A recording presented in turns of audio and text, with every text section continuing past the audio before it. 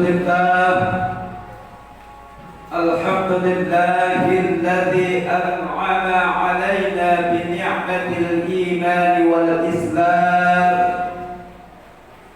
أشهد أن لا إله إلا الله وحده لا شريك له الملك العلام، وأشهد أن محمدا عبده ورسوله سيد الأنام. اللهم صل وسلم على سيدنا ومولانا محمد وعلى آله وأصحابه صلاة وسلام دائمين متلازمين على ممار الأيام. أما بعد، فيا أيها الناس اتقوا الله اتقوا الله اتقوا الله حق تقاته ولا تموتن إلا وأنتم مسلمون.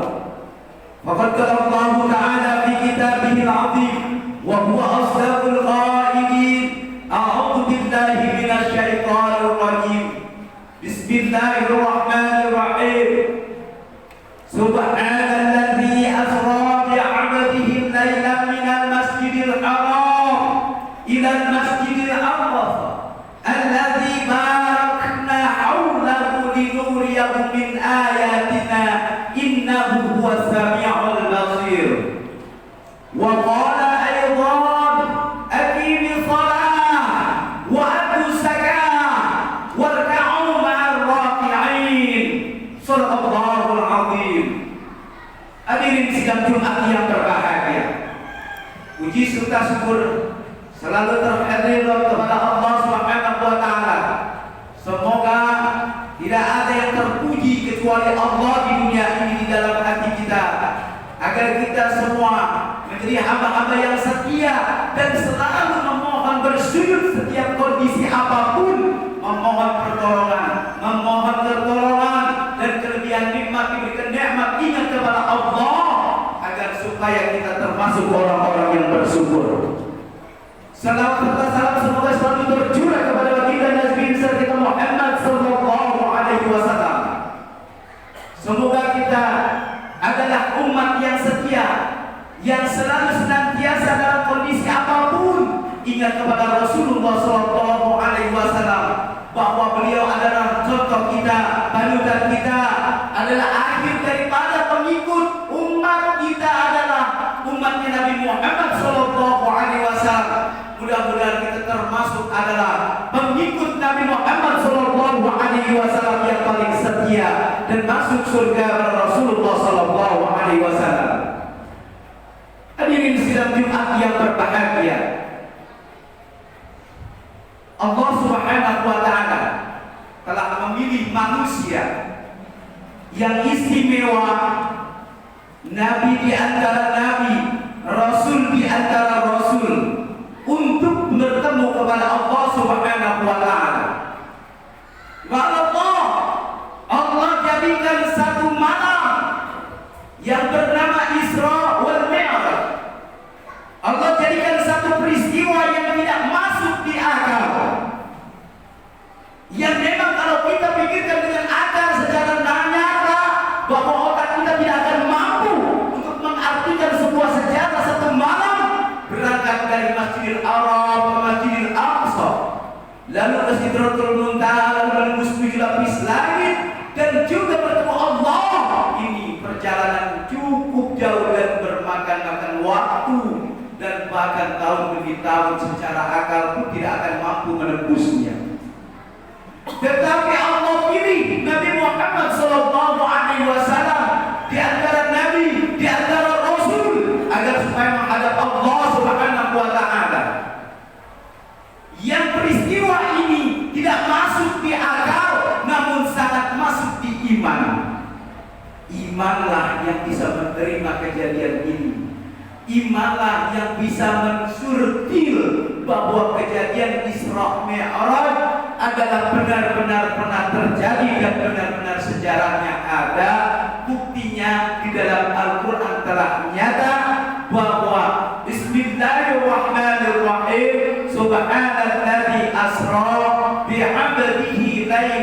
minal masjidil haram ilal masjidil aqsa.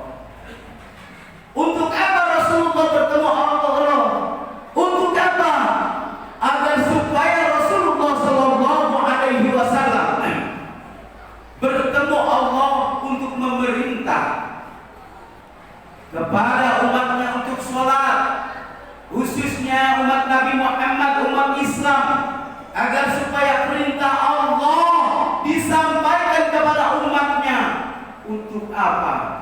Karena sholat ini sebenarnya sebelum Rasulullah ada, sebelum Al-Quran diturunkan, bahkan di dalam kitab Tafsir Munir, di dalam Al-Quran secara gamblang semuanya dijelaskan bahwa Allah Subhanahu wa Ta'ala telah menciptakan manusia bersama.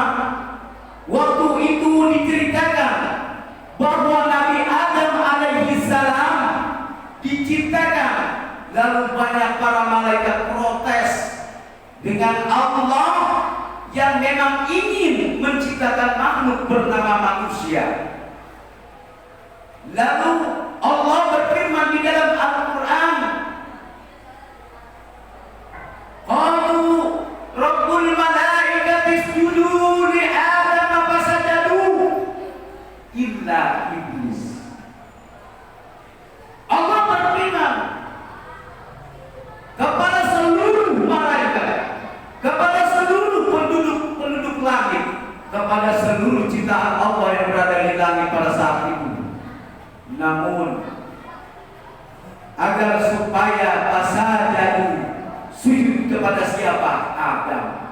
Allah yang mau, bukan Adam yang mau, tetapi Allah memohon, meminta kepada makhluknya agar semua karyanya itu direstui dan diridhoi oleh para makhluknya. Ternyata illa iblis laknatullah dengan sombong dan congkak dan takabur menolak perintah Allah dengan lantang, bahwa iblis mengatakan kepada Allah, aku diciptakan dari api dan manusia kau ciptakan dari tanah. Tanah berada di posisi bawah, sangat hina, maka api bisa membakar apapun, sangat mulia. Dengan lantang Allah mengatakan kepada iblis, silakan iblis, kau keluar dari surgaku dan jangan pernah membawa apa-apa.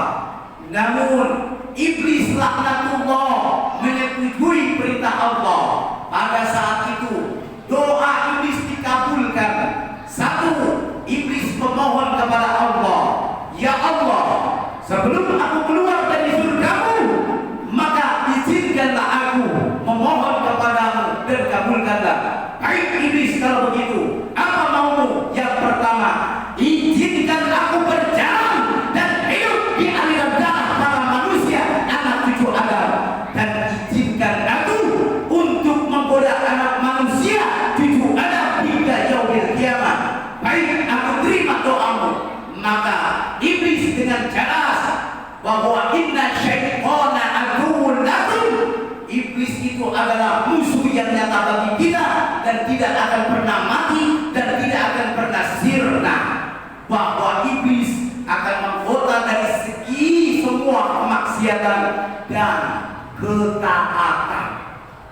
Betapapun bisa kita ahli maksiat, betapapun gampangnya kita digoda, yang sholat jamaahnya terkadang, yang sholat 5 waktunya terkadang, yang sedekahnya kadang dipikirkan, yang zikirnya terkadang mau, terkadang tidak. Maka lidahnya gampang gibah, ngomongin orang dan sebagainya, dan hati kita pun dilebur oleh nafsu setan.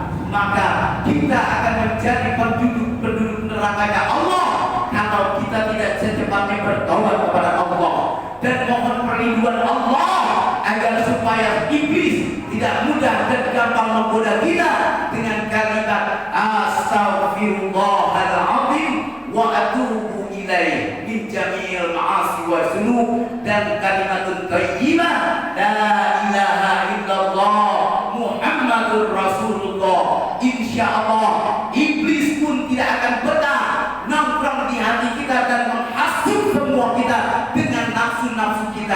insyaallah ta'ala minal aminin. Dari sejarah Isra Mi'raj, ternyata kita dititik beratkan agar supaya kita sholat. Apa itu sholat? Sholat adalah secara harfiah yang dilakukan, diawali dengan niat dan diakhiri dengan salam.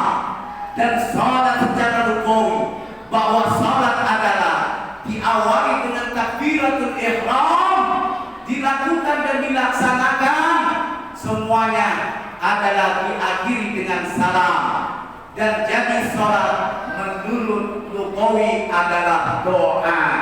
Siapapun orangnya di antara hamba Allah, kalau dia sholat lima waktu kepada Allah, berarti dia sedang berkomunikasi dengan Allah, berarti dia sedang memohon doa kepada Allah agar supaya kehidupannya lebih baik, agar supaya semuanya anak cucunya semuanya anak yang saleh dan salehah, agar supaya rezeki kita kalimatun thayyibah wasi'ah mubarakah wa kaunan aliyah. Semuanya rezeki kita diberkahi oleh Allah, bahkan ditambahkan dengan insyaallah bertambah terus menerus. Kalau kita sedang sholat, maka insya Allah hati kita sedang terpaut oleh Allah Subhanahu wa Ta'ala. Dan nikmatun thayyibah manjul qawai, cinta kita, hati kita hanya inna sholati wa nusuki wa mahyaya wa mamati lillahi rabbil alamin. Bahwa kita sudah ikrar di dalam sholat, semuanya hidup mati kita semuanya yang terjadi kadarnya Allah, takdirnya Allah, baik atau buruk itu adalah semuanya terjadi oleh Allah, tergantung kitanya. Mudah-mudahan amal yang kita lakukan di dunia ini, sebaik apapun, sekecil apapun, ditulis oleh Allah, dan yang buruk dijaga oleh Allah. Insyaallah ta'ala minal aminin, kita diselamatkan oleh Allah Subhanahu wa Ta'ala. Kalau bagi kita umat Islam, di dalam Isra Mi'raj diberatkan, banyak orang-orang yang lengah, banyak orang-orang yang tidak paham dengan Isra Mi'raj. Betapa Rasulullah ingin menyelamatkan kita dari neraka, agar supaya kita semuanya tundukkan kepala, tempelkan jidat kita, tempelkan telapak kita, lempelkan dengkul kita, tempelkan tubik kita, merunduk dengan kalimat sujud. Subhanallah, la ilma lana illa ma 'allamtana innaka antal alimul hakim. Kita bersujud kepada Allah, kita di hadapan Allah tidak apa-apa. Kita hanya dinilai dengan kalimat takwa. Sejarah tidak ada orang kaya yang masuk surga, tidak ada pejabat yang tinggi masuk surga, tidak ada orang-orang yang banyak harta gampang dan mudah masuk surga. Bahkan mereka yang dititipkan jabatan, bahkan mereka yang dititipkan kekayaan, maka mereka tanggung jawabnya lebih tinggi dan banyak sekali pertanyaannya. Na'udzubillah summa na'udzubillah. Insyaallah kalau kita yang dititipkan kekayaan dan kejabatan serta pimpinan, insyaallah kita tidak sombong dan amanah. Sebab kalau kita tidak sujud kepada Allah, kalau kita tidak menjalankan perintah Allah, maka kita semua gampang dan mudah. Kalau kita menjauhi sholat 5 waktu, maka kita semua gampang dan mudah berpotensi sombong. Seorang pemimpin sombong dengan kekuasaannya, seorang penguasa sombong dengan kekayaannya, seorang pejabat sombong dengan jabatannya. Banyak sekali bahwa kita orang-orang yang akan menjadi orang-orang yang terlibat masuk ke dalam neraka jahanam cuma gara-gara hati yang kecil dan sombong. Iblis diusir dari surga karena sombong. Kita belum pernah masuk surga sudah sombong, maka jangan pernah ingin masuk surga kalau hatinya masih sombong. Ingat kesombongan itu akan terjadi 2 hal: kesombongan karena kelebihan dan kesombongan karena ketaatan kepada Allah. Kita berlindung kepada Allah. Semoga apa yang kita kerjakan selalu diterima Allah dengan kalimat perbuatan baik dan diterima Allah, agar supaya sekecil apapun kita lakukan. Allah ridho. Amin amin ya Allah ya rabbal alamin. Barakallahu li wa lakum fil Qur'an wa nafa'ana wa iyyakum bil ayati wa dhikril hakim. Aqulu qawli hadza fastaghfiruhu innahu lillahi hamdan katsiran kama amara. Asyhadu an la